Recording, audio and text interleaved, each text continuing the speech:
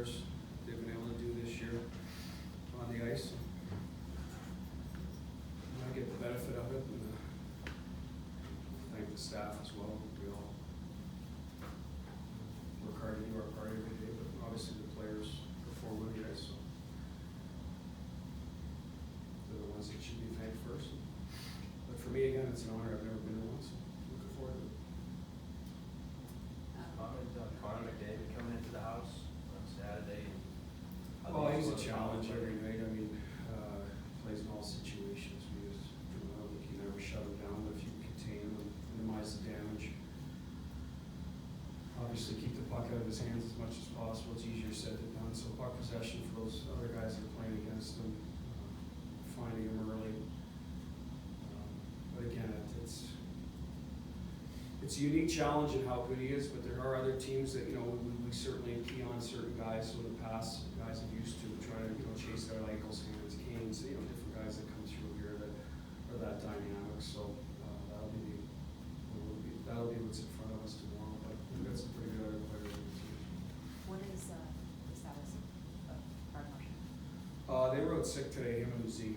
Nordy had a doctor's appointment, a specialist who couldn't miss, so he'll be fine.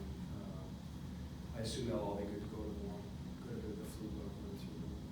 Given that, just as sort of a fan of hockey, what do you think about seeing 4 of the top 5 scorers in the NHL on the ice tomorrow? Is that something that, can you separate the having to coach that versus sort of wanting to watch that? Well, I'll watch it the next day, right, on the video, so I always go back. So that'll be probably more entertaining than in-game. You're sitting there trying to figure out how to keep them off the score sheet, those guys. So that'll be the next day. But it'd be good for the fans, obviously. We've got some high-end skill on the ice. Hopefully it plays out in our favor. Is it often that you kind of sit there and say, like, geez, that can't make it play? Like, just that kind of thing? Or Yeah, we so say that on the bench sometimes. I didn't say it out loud sometimes. Wow, hell of a save or whatever. Like, guy made a good save on New York yesterday. It seemed like Lindholm rebound there, bang, bang. So, no, I think that's just happens through the course of the game, different things. But you're not cheering other guys on by any means. It's just reactionary in your own head. Say it. Is there an update on Kevin Miller? I have nothing for you there. He's working out, but it's no closer to returning to the ice. So, Bruce, same with Clifton. He's still, not close to returning to the ice just yet. you mentioned you're trying to get the Crowley line back up to their threshold. How would that help you in terms of matchups, maybe just peace of mind, if you can get them to that degree of efficiency? Just how would it be helpful? Well, then it's an automatic every night who they're playing against. McDavid or line number 2. So Bernie gets a break or go down the list. They're going to start in the D zone, fairly regularly. You got a right shot, Wags who can take draws, left shot, Corrali. So it just makes everything. Now we got 2 good right shot centermen, so that part of it's over on that dot. We can certainly add a little bit on the other dot. But it's more what you said, peace of mind. All right, now you got another line. They're going. They're bringing it every night. We know what to expect. Let's move on and try to fix the next trio. So I think that's where, as a coach, you want guys firing on all cylinders, and then you move on where you kind of fix the next area of concern.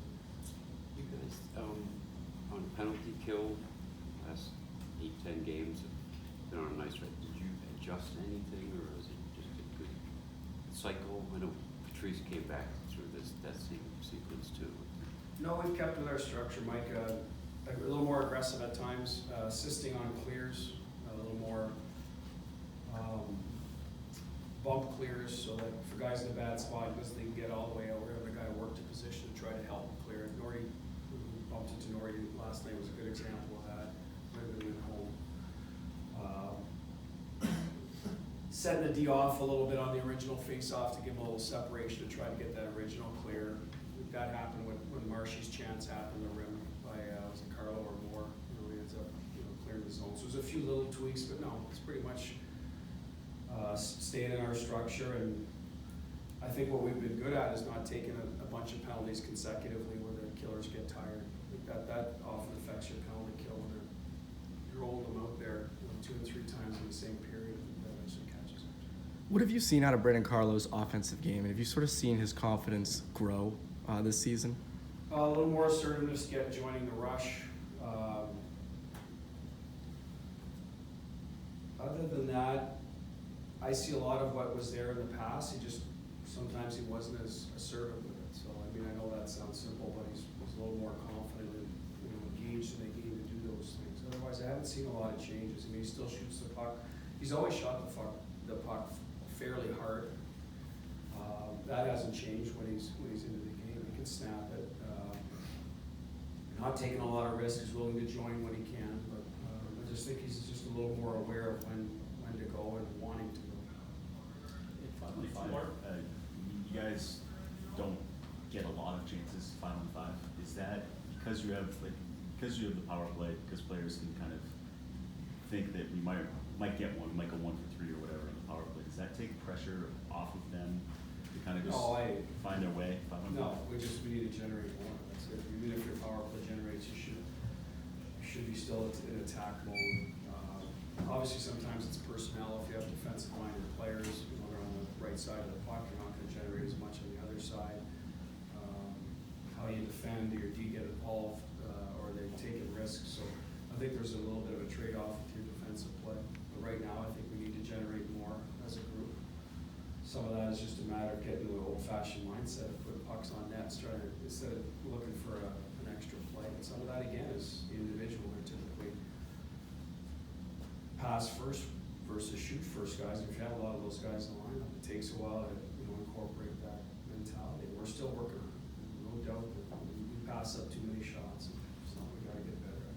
Because you are getting a couple power play goals here and there, you're getting timely saves. Does that maybe give you the opportunity to have maybe a little longer leash with some guys and some line combos? Well, it's not about a longer leash. The leash is for if they're not, playing the right way, accountable to their teammates. Their mindset is that's the player. It takes a while. You just don't change someone overnight.